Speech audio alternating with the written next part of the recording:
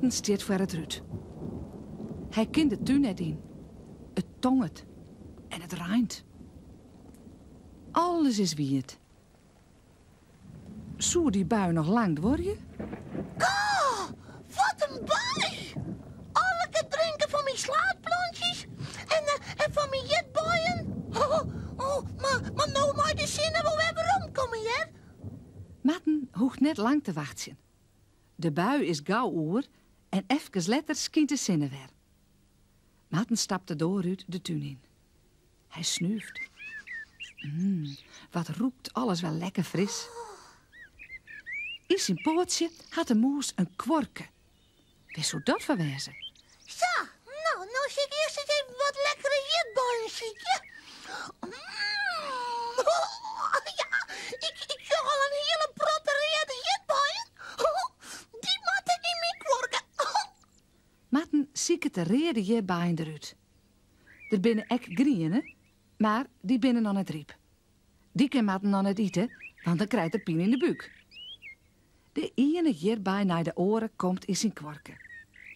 Hij laait op een knibbels in het wier te zongen. Daar zit een grauwe jetboy. Ja, die wil ik, ha? Wat is dat nou? Lilk zucht Maarten naar de grauwe hierbij. Er zit een gat in. Nou ja. Een heel groot gat. Hij pakt een oor hierbij. Maar daar zit ook een gat in. Er binnen een hele protte hierbij, maar gatten. Waar doen mijn jetbuien zitten? Waar had die gatten daarin fretten? Maar er is nog meer. Maarten zucht naar het slaat. Daar zit ook een gatten in. Er is een dief in zijn tuin. Oh ja. Een hierbijendief. En een slaatvretter. Ik zal die dier vangen. Wacht je maar. Mijn jetbuien stellen, hè? Ja, en mijn slaat opfretten, hè? Nou, dat mooi zo maar net. Maarten draaft het paardje del maar zijn kworken hierbij. Oeh, wat is er lelijk. Maar hij zucht net goed uit. Op het paardje laat de stier. Bats. Daar laat Maarten op een snuit. De hierbijen rol je taart kwork uit. Maarten gaat doorheen. Gelukkig. Hij had hem net zeer dien. Kist toch net uit zijn stieken? Kist toch net uit zijn moes? Wat? Maarten zet grutte egen op.